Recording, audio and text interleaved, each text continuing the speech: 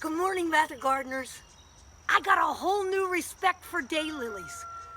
I used to think, well, they're an invasive plant in the local park, and now I'm learning so much about them that I'm amazed. So come on and take a little tour with me this morning. Here it is, mid-July. Everybody who's a gardener knows what a daylily is, and they're such vigorous, healthy plants, pest-free, that it's good for anybody's garden.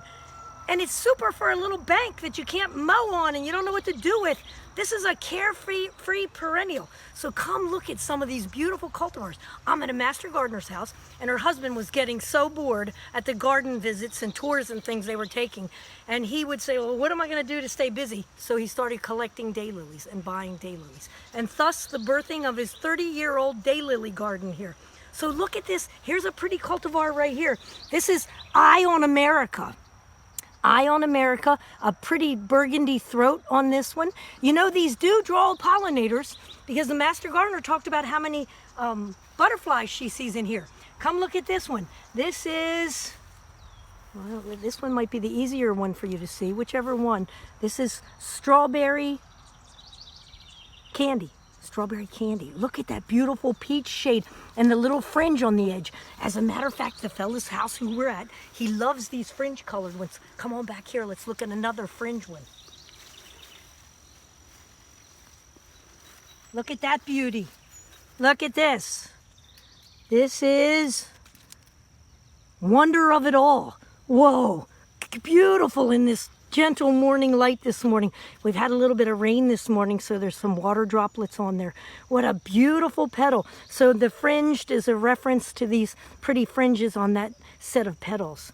So a gorgeous one. Come on back here, let me show you. Oh, look over at this black. It's almost black. This is raspberry suede. Look at that dark color. You know the color black is coveted in the world of horticulture. And these are almost black. When they're real juvie, the one back here is real dark. You know the daylily only lasts one day, and that's what the genus species refers to. Hemerocallis means one day beauty. So they've been raised from China and Japan, and they actually were mostly for food and medicinal properties at first. Look at this beautiful yellow. Yellow's one of my favorite colors, and this one's fragrant. This is Viet Enhancer. Viet Enhancer, and it's fragrant. Oh my gosh, so sweet, so sweet. Just a gentle, light fragrance, but all different shades. What a diverse set of colors. So most daylilies run about almost up to 4 feet in size, and they like sun. One of the challenges that they had at this property is they put in trees back in here 30 years ago, and some of them are getting tall, and so they have to keep moving their daylily garden out towards the front here a little bit more to keep it in sun. So that's one of the components. You have to have a sunny location for them, 6 hours at a very minimum. And then from there, you just start them in a row. I don't know if you can notice, but look at this weed growing in them. There's even weeds. See, this is hedge bindweed, a very common weed. It looks a lot like a morning glory. It's in the family of morning glories, but it's called hedge bindweed. It's only open in the morning hours. And so there's definitely weeds within this garden, but that's the joy of the daylily. It's such a vigorous, aggressive grower that you don't have to be a meticulous gardener to raise these wonderful plants. I'm so impressed. Come on back here, I'll show you one of my favorites. This is a little bit smaller than the traditional 4-foot tall ones. Look at this. This is only, I'd say, 2.5 feet. And look at this flower. It reminds me of a freesia. Very delicate. I love the simplicity of the petal, an orange color. And the name of this one is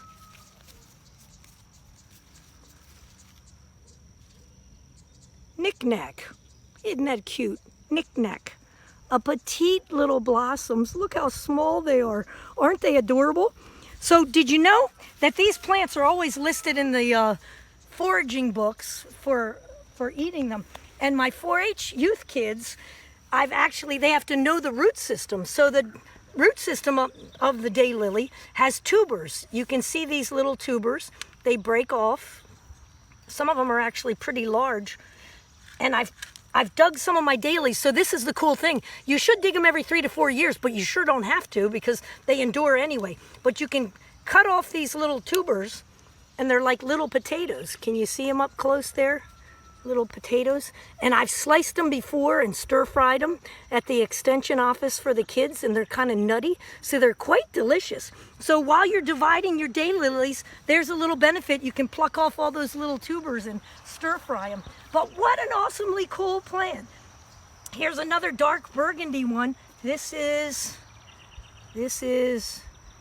Nordy Night, another one of these dark ones. So I think you ought to give these things a try. And did you know this?